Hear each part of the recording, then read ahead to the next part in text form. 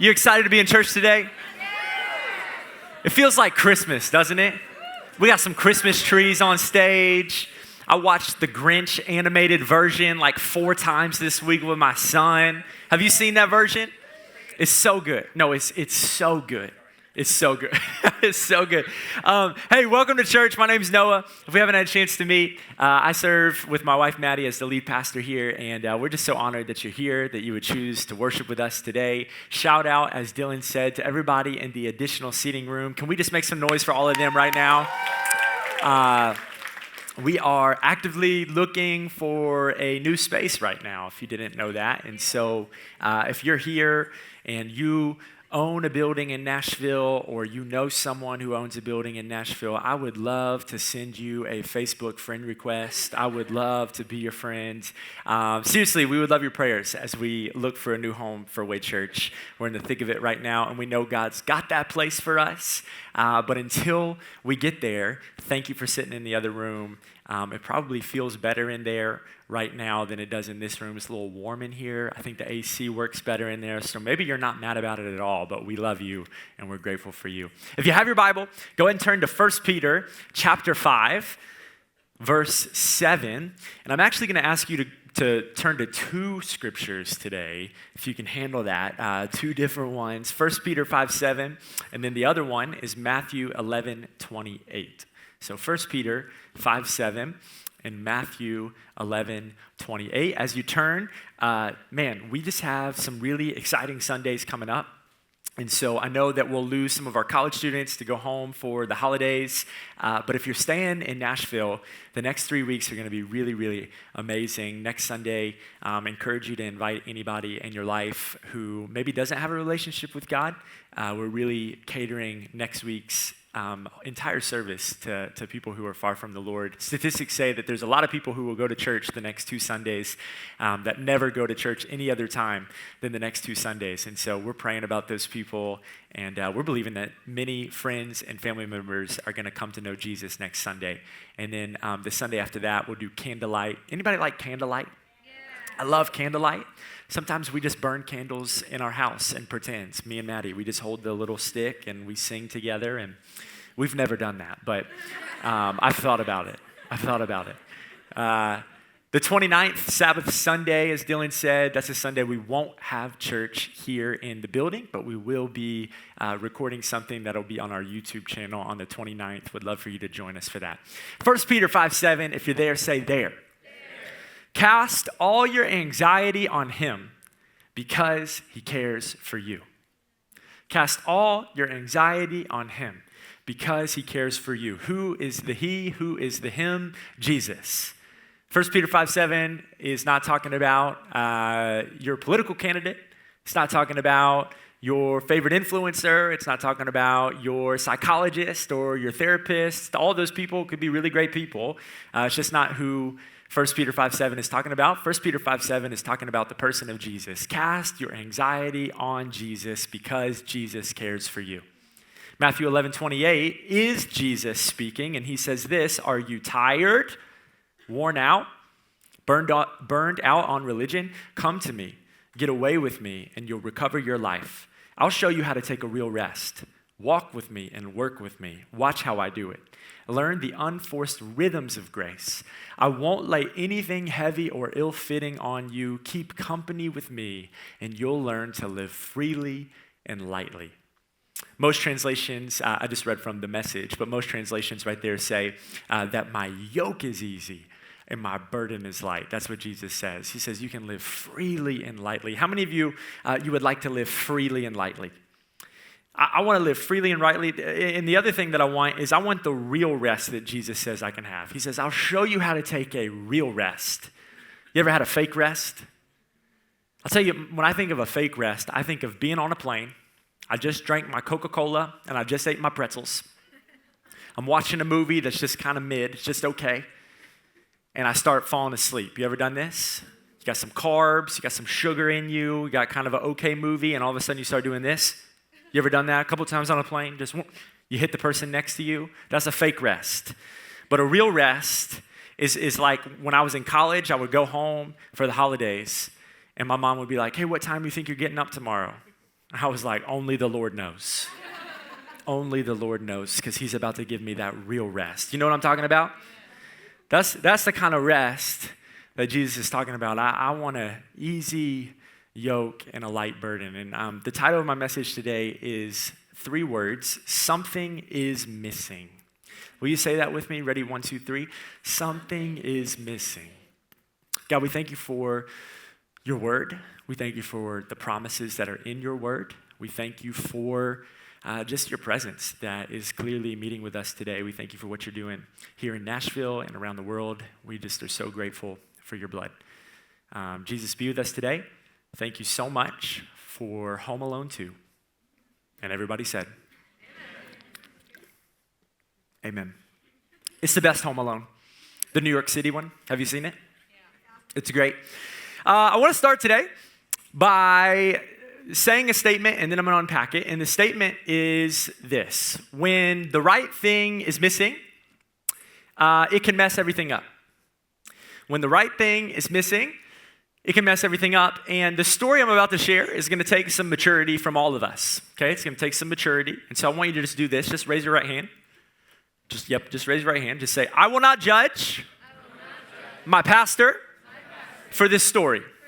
I will not judge my pastor for this story. Some of you didn't say it either time. I saw you. A couple years ago, it was Christmas time, and we went to Baltimore, Maryland to visit my mom's side of the family. And we were staying at my Nana Barb's house.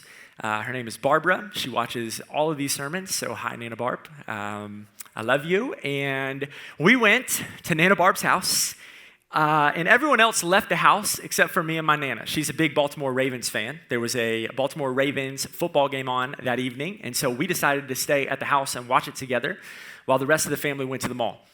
And I'm at the house, and I had to use the bathroom. Okay, so go to the bathroom. I'm using the bathroom, and it becomes time in the bathroom using experience when I needed toilet paper. Okay, all right, maturity. Everybody say maturity. And so I yell to my Nana that there's an emergency because there's no toilet paper in the bathroom. Okay, so I yell to my Nana. Everybody say maturity. Maturity. Maturity. Okay, so in my head, this is what I thought was going to happen. I thought my Nana was going to come and bring some toilet paper. I thought she was going to open the door. It was one of those sliding doors, not like a turn door. It was a sliding door. I thought she was just going to slide it a little bit, like this much, and roll me some toilet paper. I thought she might slide it like this much and toss some toilet paper. I thought she might slide it like this much and place some toilet paper and close the door. What I was not mentally, spiritually, or physically prepared for was for my 84-year-old Nana Barb, Nana, I love you, my Nana Barb, to swing open the door all the way, to walk in wearing her cozy robe, to walk over to where I was parked, to replace the toilet paper for me. Then she walks over. This is a 100% true story. Nana Barb is my witness. She walks over to the little, the sink. She starts folding the hand towel. I'm not kidding. She opens the drawer. She gets the Windex out. She starts spraying. She had just noticed some stuff wasn't right. She starts cleaning the window. I'm just telling you right now that me and my grandmother used the bathroom together about 4 years ago, and I'm still recovering. Can you imagine if this is your first Sunday at Way Church? I know there's some of you because I already talked to you. And your friends right now are like, it's not always like this. When the right thing is missing, it messes everything up. When the right thing is missing, it messes everything up. This is my favorite time of the year. Every year, from Thanksgiving to New Year's, my favorite time of the year. I love the trees. I love the wreaths. I love the lights. I love the decorations. I love buying presents. I love getting presents even more. I love the Christmas movies. I love that my kids, like my son is old enough to start understanding like some of the traditions. I love reading the Christmas story together as a family on Christmas morning. I love watching Home Alone. I love all of it.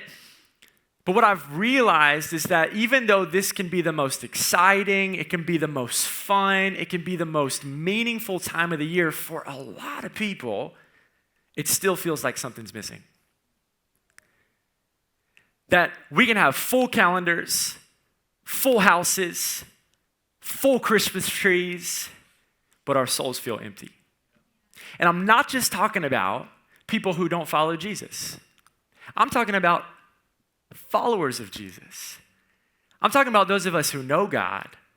I'm talking about those of us who knew the lyrics to the songs we sang today. I'm talking about those of us who are in the Word. I'm talking about those of us who've been following Jesus for a long time. And if we're honest, maybe what your soul would say today is, man, I know God, but if I'm really honest, when I lay my head down at night, I hear more from my anxiety and my fear and my worry than I do Jesus. I read scriptures like Matthew 11:28, and I go, man, maybe living freely and lightly is just for the pastors. Maybe living freely and lightly is just for the Christians who are just really close to God. Because I've never experienced that. Maybe if you're here, you would just be honest and say, man, it just feels like something is missing in my relationship with God. 1 Peter 5:7, I think, has some really amazing instructions that lead to us being able to have an easy yoke and a light burden. It says, cast all your anxiety on him because he cares for you. Here's the problem with that little verse, is that you will never cast anything onto Jesus until you first believe he cares.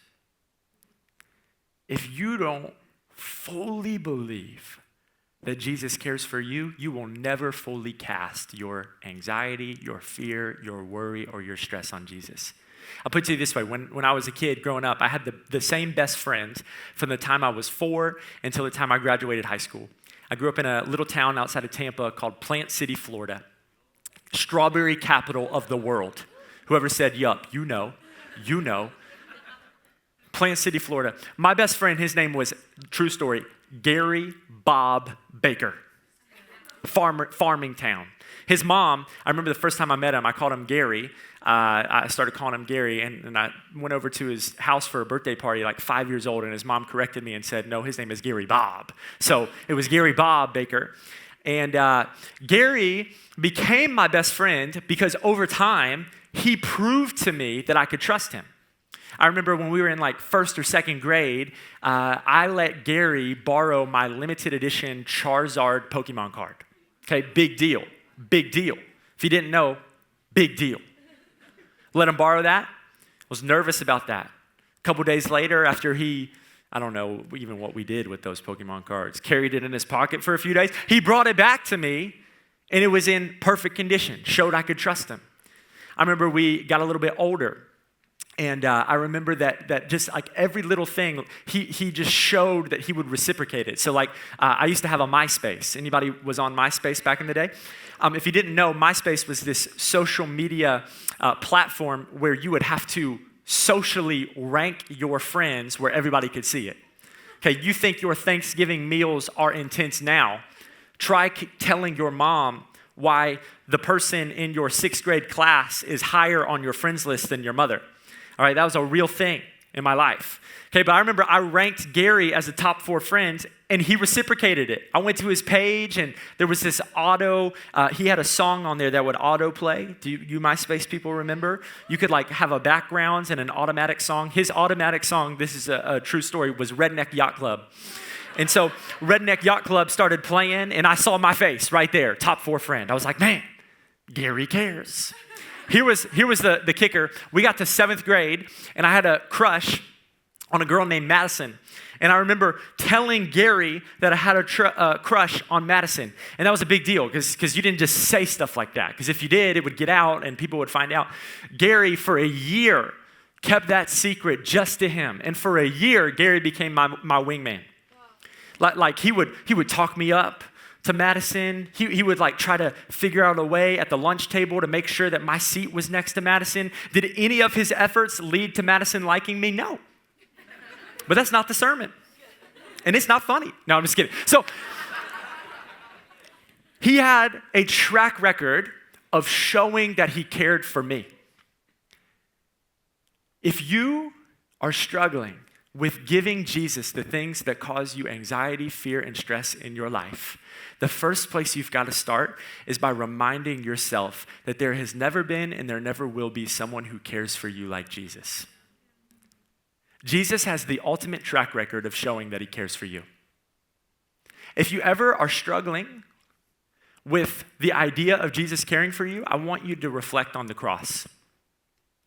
But don't just think about the nails that went in his hands. Don't just think about the nails that went in his feet. Don't just think about how he was publicly humiliated or took whips on his back. Don't just think about how he carried the cross up the hill until the point where he physically could no longer do it. Don't just think about the moments when he was spit on, the moments when he was mocked. Don't just think about that. I want you to think about how long he stayed on the cross. Because that's the part to me, like the suffering and the pain that he went through in the moments leading up to the crucifixion, that is a massive, massive deal, absolutely. But the Bible tells us that Jesus was fully God and fully man, meaning that at any moment as he was hanging on the cross, suffering and striving for every breath that came out of his mouth, that at any moment he could have called the entire thing off, and that a legion of angels would have come and swooped him up off the cross, and would have destroyed the Roman Empire, would have destroyed the guards, would have just taken him right up. It would have been over. One word from Jesus' mouth. Most Bible scholars believe that he hung on that cross after taking the nails and after taking the whips, somewhere between 12 and 18 hours in pain, suffering, in agony. Which says to me that it was not nails that held Jesus on the cross. It was not guards that held Jesus on the cross. It was not Caesar that held Jesus on the cross. It was his unprecedented, indescribable care for you. His care for you. He was thinking about the moment that 2,000 years later, you would exist. You wouldn't be able to handle your sin. You wouldn't be able to handle your struggle. You wouldn't be able to handle your weight, your burden. And you would be able to cast it on him. Because he already proved that he cared. This morning, Jesus cares. He cares about the big stuff. He cares about your soul. He cares about your salvation. He cares about where you're going to spend eternity. He cares about your hopes and your dreams, but he also cares about the small things. He cares about the relationship struggle with you and your parents. He cares about your finances. He cares about your business. He cares about your kids. He cares about like the little stuff at work that maybe seems insignificant in the grand scheme of things, but it's causing something right now in your life. He cares about the small and the big, and he has the ultimate track record of showing that he cares. And so until you fully believe that he cares, you will not cast. 1 Peter 5:7, cast all your anxiety on him because he cares for you. But the second thing you have to understand is that casting has a speed limit. Has a speed limit. Any speeders? You just admit you speed? Kat just shot her hand up. Speeders? This wasn't in my notes in the first service, but now I just got to say it. My wife has a lead foot, and she is the most amazing woman on planet Earth, and she has a lead foot. And when we had been dating for about 2 months, I got asked to speak at our alma mater, my alma mater, in their chapel service. And we were doing distance dating. She lived about 3.5 hours from me. And she said, I'm going to come. And so she got up, true story, 5 a.m. and drove 3.5 hours to be at a 9 o'clock chapel service to hear me preach. And I saw her walk in right as I got on stage to preach. And after service was over, we were eating Cracker Barrel pancakes, and we're sitting there, and she said, man, it went so good. I loved it. You know, she's being encouraging to me, and I'm like, oh, man, this is the best. And she's like, yeah, it was just a great way to end the morning after a bad start.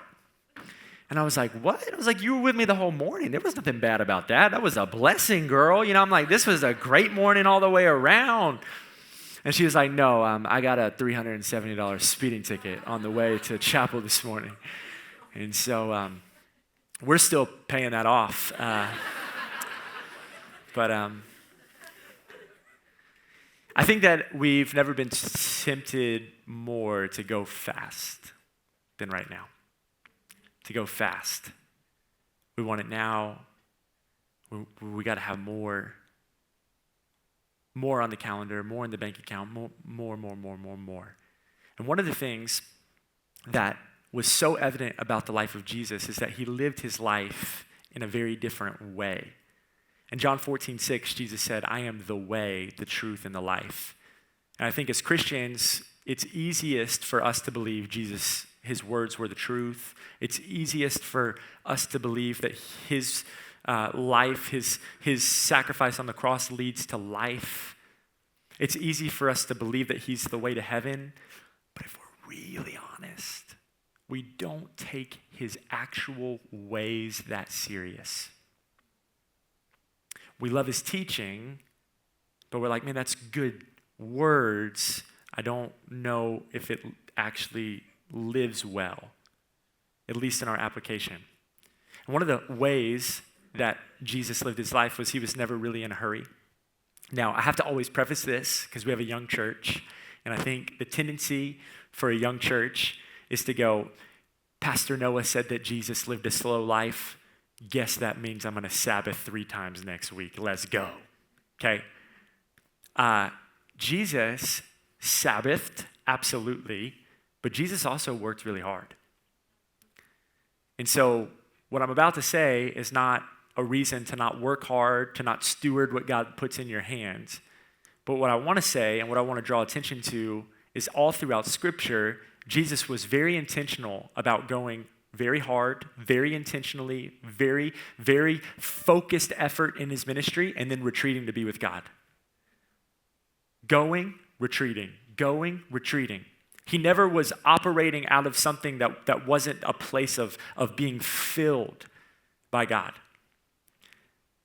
When I was about 25, 26 years old, I had the opportunity to preach at a church in New York City, and they had 6 services at this church in New York City. Okay, at the end of 3 services on a Sunday, I go home and I take a real rest. I nap for like 2 hours every Sunday, okay? At the end of 6 services, I had to be wheeled out of there. I was like, I am gonna have to go to Hawaii for a week or something because I am so tired. But after the 5th service, I came down to get some cough drops and some tea like in front of the stage, and this little like 80-year-old woman came up to me.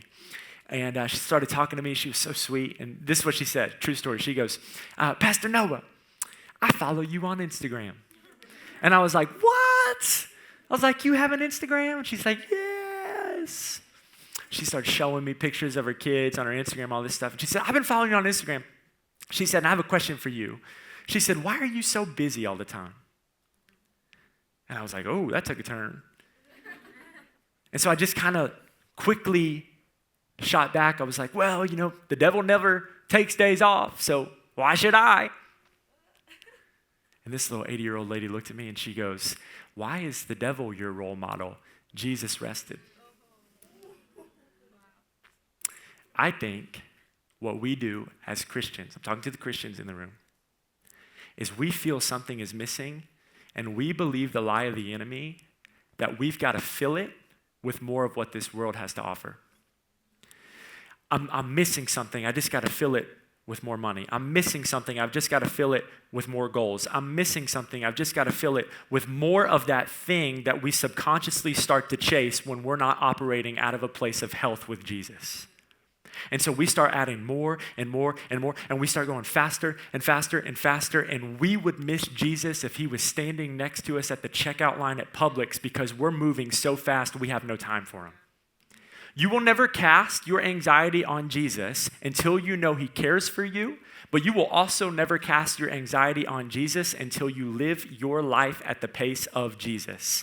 Hear this, the peace of Jesus is best experienced at the pace of Jesus. The pace of Jesus. And here's the thing, only you know the pace of Jesus for your life. Nobody can tell you that. I've had people they've spoken stuff to me about, you shouldn't be doing that, you shouldn't be doing this, you're doing, I'm like, no, actually that's a part of my calling. That's what God's asked me to do. I've had other people that are like, you need to be doing more, you need to be saying yes to this, why are you not saying yes to that? And I'm like, I don't think that that's the pace that Jesus has called me to. Only you know the pace that Jesus has called you to live. But until we get to that pace, you'll never cast. The last thing for you this morning about casting is you have to catch it before you can cast it. okay? My friends, Kate and Jake, are going to come up on stage. Can you clap for my friends, Jake Still, Kate Steffen?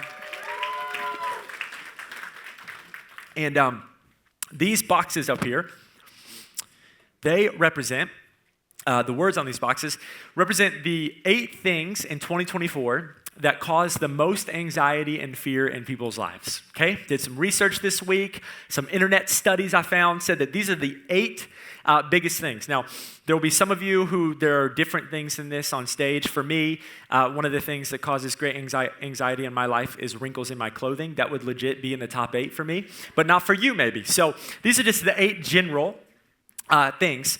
And I just want you to see 2 different illustrations around these anxiety and fear causes here, okay? Because the thing about anxiety, fear, really the thing about thoughts is we can't control when they come into our minds.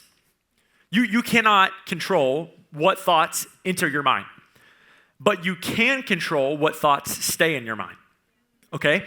So you just have to understand that there's going to be times you're going through life, you're trying as good as you can to focus on Jesus, and all of a sudden you open up Instagram and boom, anxiety, right?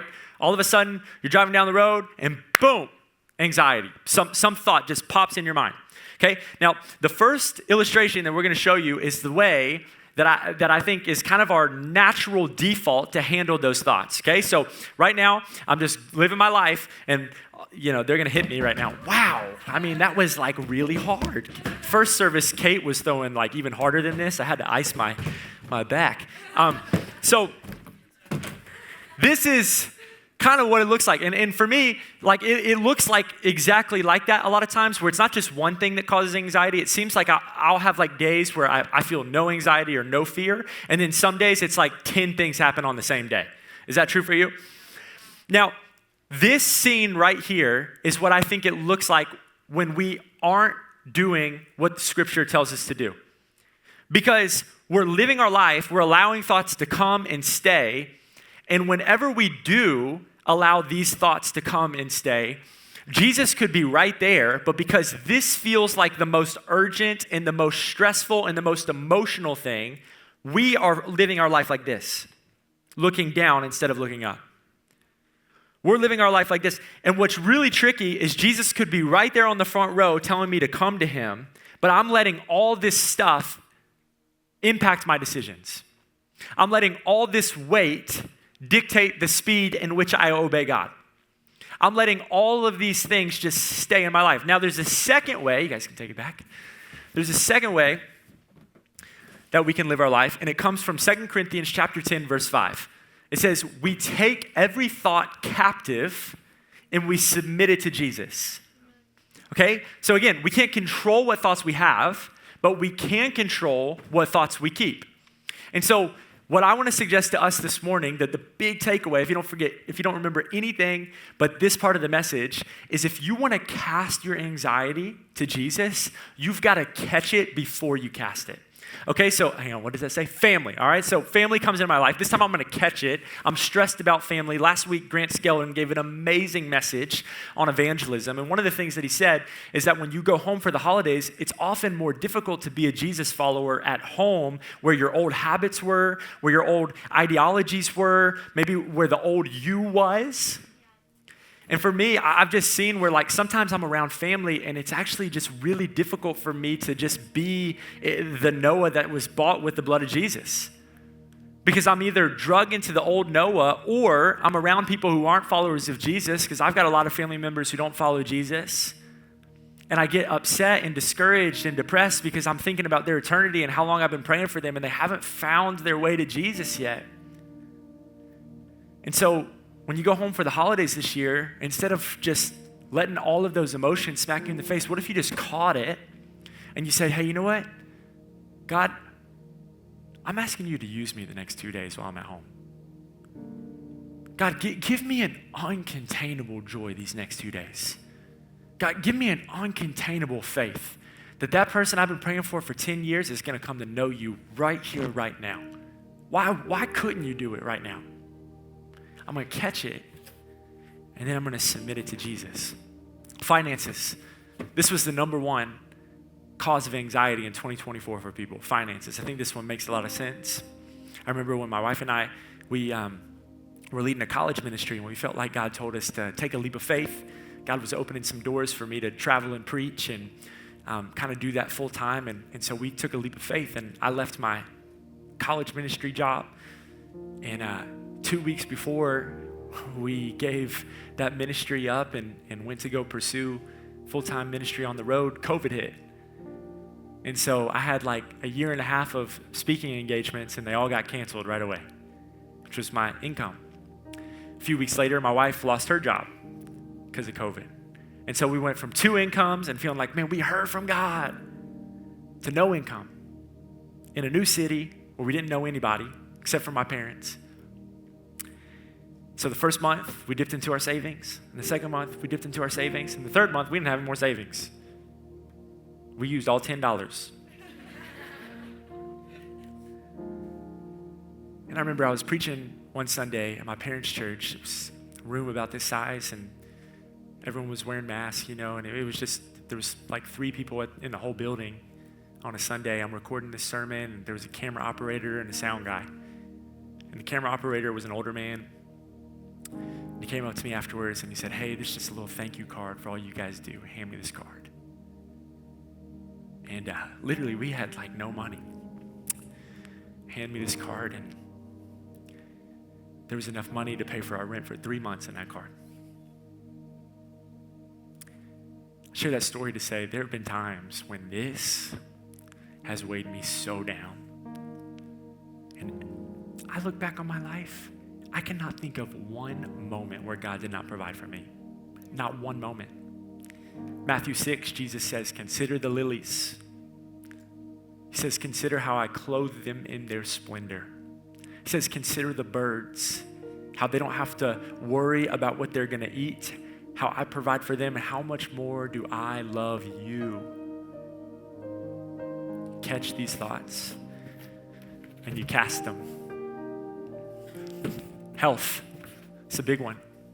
I'm not going to pretend to know what it's like to get a bad diagnosis. If you're here and you have health issues, we have so much compassion for you. This is not saying throw some dirt on it. That's not what we're about to say here.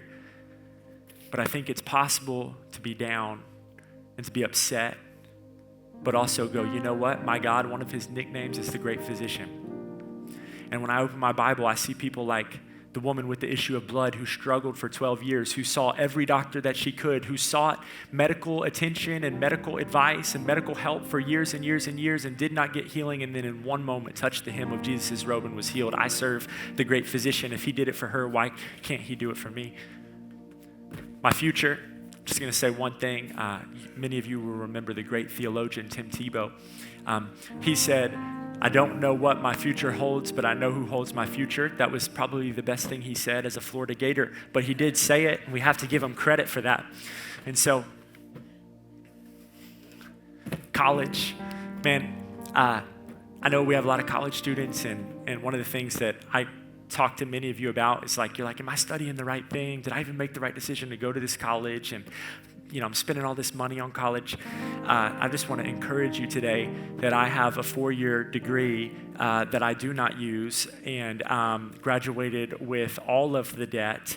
And I have never felt more purpose or fulfillment in my life than I do right now. And so you can make the wrong decision and end up in the right place if you just trust Jesus. But if your parents are here, I feel like I need to say this too. You should pray about where to go to college. Relationships. Where are the single people in the room? Just put your hand up. Most of you raised your left hand. It's a great strategy. Relationships. I'm just going to ask a question. What if instead of every time a cute boy or girl followed you on Instagram, instead of going back to 2019 and liking their photos back then so they'll see the notification. I said this in the first service, and I saw a girl go, and I was like, oh my goodness, nailed that one. What if instead of doing that, what if you just said, man, you know what? I'm just going to trust God. I'm just going to trust God. I'm just going to seek his face and believe that he wants what's best for my relationship life even more than I do. I'm going to stop trying to force things. I'm going to stop trying to position myself to get this relationship. I'm just going to trust God and trust that he'll position me where I'm supposed to be relationally. I keep forgetting who I'm supposed to. Loneliness. There are some things that the way we catch them is we change what we're doing. So if you find yourself lonely, I'm just put my pastor hat on, but you haven't joined a way group, you're not trying to catch this. I used to be lonely, and I realized I would tell people I was lonely, and I realized what I was doing by telling everybody that I was lonely, but not changing what actually was going on in my life, is I was seeking sympathy instead of strength. If you're lonely, first of all, we feel for you. We've all been there. Why don't you take a step of faith today? Why don't you come to WayTrack?